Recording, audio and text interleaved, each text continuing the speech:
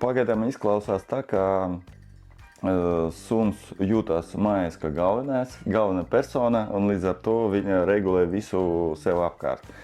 Un es domāju, ka lielāka problēma ir nespēja viņu tā kā kontrolēt līdz galam. Viņa dzīvo tā, kā viņa grib, nevis tā, kā jūs gribat.